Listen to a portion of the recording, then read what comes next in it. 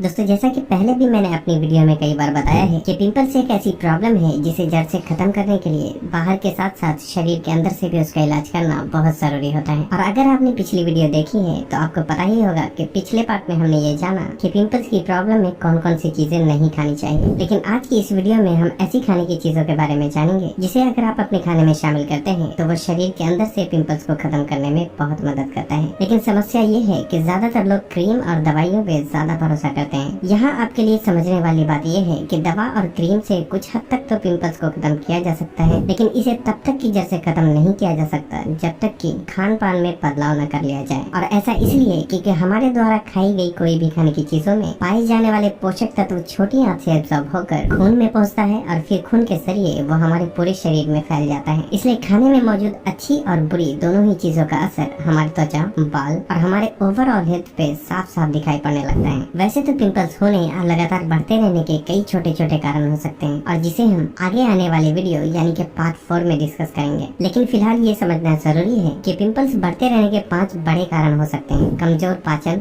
High body inflammation यानी शरीर में ज्यादा मात्रा में गर्मी का पैदा होना, हार्मोन में आई असंतुलन, बहुत ज्यादा ऑयली स्किन और पिंपल्स में मौजूद हानिकारक बैक्टीरिया का बढ़ते रहना। दोस्तों इन 5 कारणों को बैलेंस करने के लिए हमें कुछ चीजों को अपने खाने में शामिल करना होता है और कुछ चीजों से परहेज करना होता है। लेकिन हम परहेज के बारे में इस वीडियो में बात नहीं करेंगे क्योंकि अगर आपने पिछली वीडियो देखी है तो आपको पता ही होगा कि हम उस पार्ट में परहेज के बारे में डिटेल में बात कर चुके हैं। अगर आपने इस पिंपल सीरीज की पार्ट 1 और पार्ट 2 नहीं देखी है तो उसकी लिंक मैंने डिस्क्रिप्शन में डाल दी है, आप चाहे तो वहाँ से उसे देख सकते हैं। आज की हमारी ये वीडियो उस सीरीज का पार्ट 3 है जिसमें हम 7 ऐसी खाने की चीजों के बारे में जानेंगे जो कि शरीर के अंदर से पिंपल्स को खत्म करने में बहुत मदद करता है। और अगर आप इन 7 चीजों को अपने खाने में ठीक से शामिल करते हैं तो ये पाचन को ठीक करता है, चेहरे पे बहुत ज्यादा आने वाला ऑयल, इन्फ्लेमेशन, पिंपल्स पैदा करने वाले बैक्टीरिया, चेहरे की रंगत और पिंपल्स की वजह से डैमेज हुई स्किन को हील करने में भी बहुत मदद करता है। शुरू करते हैं नंबर 1 से, जो कि है प्रोबायोटिक। बेसिकली प्रोबायोटिक उस खाने की चीजों को कहा जाता है जिसमें अच्छे बैक्टीरिया की मात्रा बहुत ज्यादा पाई जाती है। लेकिन यहाँ सवाल ये उठता है कि आखिर पिंपल्स वाले लोगों को प्रोबायोटिक लेना क्यों जरूरी होता है। दोस्तों जब भी हमारे पेट में बुरे बैक्टीरिया की मात्रा बढ़ती है तो इसका असर सबसे पहले हमारे डाइजेस्टिव सिस्टम पे साफ साफ दिखाई पड़ने लगता है। पाचन क्रिया बहुत धीमी पड़ जाती है और जिसकी वजह से ये हमारे शरीर के हार्मोन को भी डिस्टर्ब करता है, जिससे पिंपल्स की प्रॉब्लम भी बढ़ने लगती है। जबकि प्रोबायोटिक का ठीक से इस्तेमाल करने से ये हमारे पेट में मौजूद बुरे बैक्टीरिया को खत्म करके अच्छे बैक्टीरिया की मात्रा को बढ़ाता है,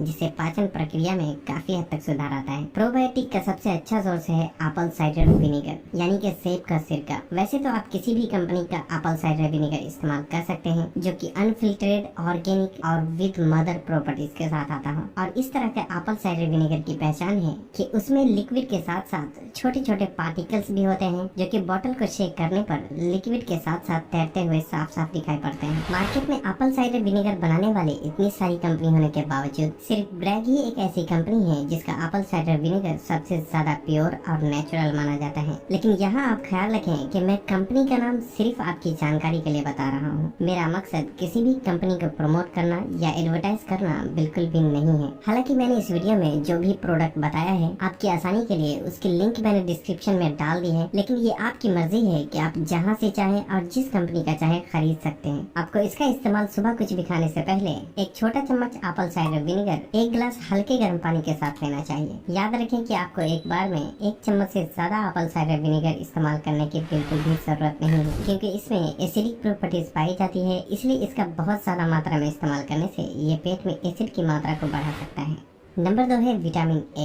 दोस्तों जिन लोगों को पिंपल्स की प्रॉब्लम होती है उनके शरीर में अक्सर ही विटामिन ए की कमी पाई जाती है और इसलिए खासकर विटामिन ए पिंपल्स वाले लोगों के लिए बहुत ही ज्यादा जरूरी होता है क्योंकि पिंपल्स की वजह से डैमेज हुई स्किन को हील करता है, जख्मों और स्कार्स को भरने में बहुत मदद करता है और एक अच्छा एंटीऑक्सीडेंट होने की वजह से ये फ्री रेडिकल से होने वाले डैमेज से हमारे बॉडी सेल्स को भी प्रोटेक्ट करता है और साथ ही साथ स्किन में ऑयल के प्रोडक्शन को भी काफी हद तक कंट्रोल करता है। विटामिन ए की कमी को पूरा करने के लिए आपको कोई भी सप्लीमेंट यूज करने की बिल्कुल भी जरूरत नहीं है, क्योंकि खाने की चीजों के जरिए ही इसकी कमी को काफी हद तक पूरा किया जा सकता है। स्वीट पोटैटो यानी कि शकरकंद, गाजर, पालक और ब्रोकली विटामिन ए का अच्छा सोर्स है, लेकिन स्वीट पोटैटो और गाजर सबसे बेहतर ऑप्शन है, क्योंकि इसमें दूसरी चीजों के मुकाबले ज्यादा मात्रा में विटामिन ए पाया जाता है। इसलिए दिन भर में 1 से 2 गाजर या स्वीट पोटैटो का सेवन जरूर करें। और अगर फिर भी आप विटामिन ए सप्लीमेंट का इस्तेमाल करना चाहते हैं तो उससे पहले एक बार डॉक्टर की सलाह जरूर लें, क्योंकि विटामिन ए के ओवरडोज से नुकसान होने के चांसेस बहुत ज्यादा रहते हैं।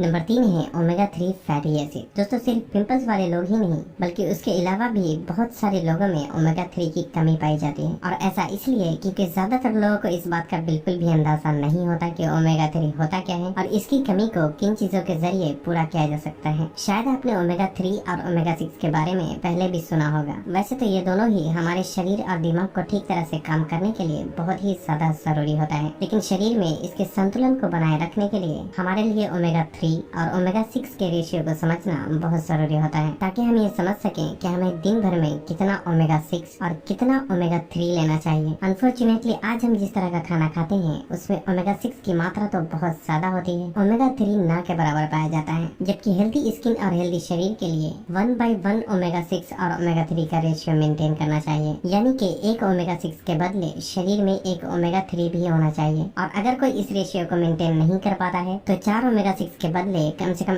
एक ओमेगा 3 तो शरीर में होना ही चाहिए। लेकिन खाने में ज्यादा तेल, फास्ट फूड, चर्बी वाले गोश्त और बहुत ज्यादा ग्रीजी फूड होने की वजह से शरीर में ओमेगा 6 की मात्रा जरूरत से ज्यादा ही बढ़ जाती है, और लगभग 15 ओमेगा 6 के बदले एक ओमेगा 3 भी शरीर में मुश्किल से ही मेंटेन हो पाता है, और तब ये शरीर में इन्फ्लामेशन यानी कि गर्मी पैदा करता है। इसलिए ऐसे में जरूरी है कि कुछ ओमेगा 3 रिच फूड को भी अपने डाइट में शामिल किया जाए, ताकि शरीर में ओमेगा 3 और ओमेगा 6 के रेशियो को बैलेंस किया जा सके, क्योंकि ओमेगा 3 में एंटी इन्फ्लेमेटरी प्रॉपर्टीज पाई जाती है, जो कि शरीर में ओमेगा 6 के वजह से बढ़े हुए इन्फ्लेमेशन को कम करता है और फेस पर आने वाले ऑयल और एक्ने पिंपल्स को भी कंट्रोल करने में बहुत मदद करता है। लेकिन अब ये सवाल उठता है कि कौन कौन सी खाने की चीजें हैं जिसमें ज्यादा मात्रा में ओमेगा 3 पाया जाता है। वैसे तो बहुत ही कम ही ऐसी खाने की चीजें हैं जो कि ओमेगा 3 की कमी को पूरा करने के लिए बेहतर माना जाता है, और जिसमें पहला नाम मछली का ही आता है। लेकिन यहाँ ये भी ख्याल रखना जरूरी है कि हर मछली में ओमेगा 3 सही मात्रा में नहीं पाया जाता, और इसके लिए चर्बीदार मछली का होना जरूरी होता है। और उनमें से कुछ मछलियों के नाम इस तरह हैं, जैसे कि मैकरेल, सैल्मन और हेरिंग कुछ मछलियों की प्रजातियों के ऐसे नाम हैं जिसमें ओमेगा 3 काफी मात्रा में पाया जाता है। और वेजिटेरियन लोगों के लिए फ्लैक्स सीड और चिया सीड ओमेगा 3 का सबसे अच्छा सोर्स माना जाता है। वैसे तो अखरोट में भी ओमेगा 3 पाया जाता है,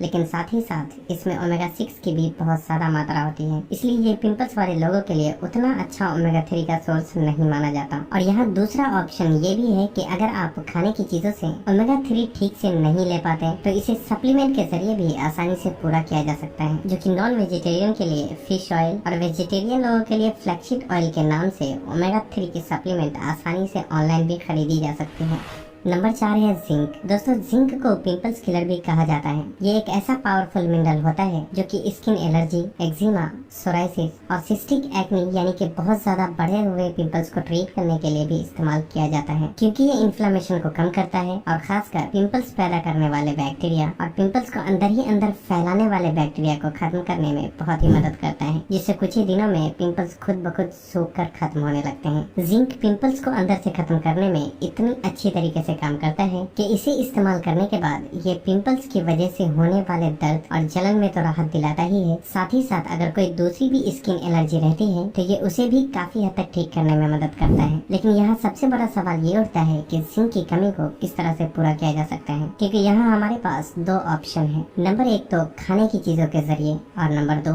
सप्लीमेंट के जरिए। अगर आपके चेहरे पे बहुत ही कम और छोटे छोटे पिंपल्स हैं तो आपको जिंक रिच फूड को अपनी डाइट में शामिल करना चाहिए। वैसे कहने को तो बहुत सी खाने की चीजें हैं जिसमें कि जिंक पाया जाता है, जैसे कि काजू, बादाम, मूंगफली, दूध, बीफ, मीट और सोया प्रोडक्ट। लेकिन यहाँ सबसे बड़ी प्रॉब्लम ये है कि इसमें जिंक की मात्रा बहुत कम होती है और ऐसे दूसरे न्यूट्रिएंट ज्यादा पाए जाते हैं जो कि पिंपल्स वाले लोगों के लिए सुटेबल नहीं होते। इसलिए इन चीजों का सेवन करना पिंपल्स वाले लोगों के लिए एक बेहतर ऑप्शन नहीं है। हालांकि पंपकिन सीड यानी कि कद्दू के बीज का सेवन किया जा सकता है, क्योंकि इसमें दूसरे खाने की चीजों के मुकाबले जिंक तो ज्यादा मात्रा में होता होता ही है, साथ ही साथ इसका इस्तेमाल पिंपल्स वाले लोग भी आसानी से कर सकते हैं। एक छोटा चम्मच कच्चा या रोस्ट किया हुआ पंपकिन सीड का इस्तेमाल खाना खाने के बाद किया जा सकता है। ये आपको ऑनलाइन भी आसानी से मिल जाएगा। लेकिन अगर आपके चेहरे पे साइज में बड़े और पेनफुल पिंपल्स होते हैं तो आपके लिए कद्दू के बीज का सेवन करना काफी नहीं है। इसलिए बेहतर है कि जिंक सप्लीमेंट का ही इस्तेमाल किया जाए। लेकिन मार्केट में बहुत तरह के जिंक सप्लीमेंट मौजूद हैं और इसमें से सब पिंपल्स की प्रॉब्लम में इस्तेमाल नहीं किया जाता। जो जिंक सप्लीमेंट पिंपल्स की प्रॉब्लम में इस्तेमाल किया जाता है वो थोड़ा अलग होता है और साधारण जिंक सप्लीमेंट के मुकाबले प्राइस में भी थोड़ा कॉस्टली होता है। जिंक सप्लीमेंट को इस्तेमाल करने से पहले और भी कई बातों का ख्याल रखना बहुत जरूरी होता है, जैसे कि पिंपल्स की प्रॉब्लम के लिए कौन सा जिंक सप्लीमेंट सबसे अच्छा होता है और इसे कब और कितनी मात्रा में खाना चाहिए। क्या इसके ज्यादा मात्रा में इस्तेमाल करने से कोई नुकसान भी हो सकता है। इन सारी बातों का जवाब देना इस वीडियो में तो पॉसिबल नहीं है, लेकिन अगर आप लोग चाहेंगे